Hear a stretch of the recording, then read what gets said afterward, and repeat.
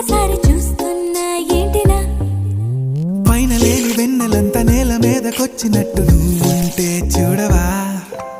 మంచువాన నన్ను ముంచనంట వాన విల్లు మీద ఇల్లు కట్టినెవ్వరంట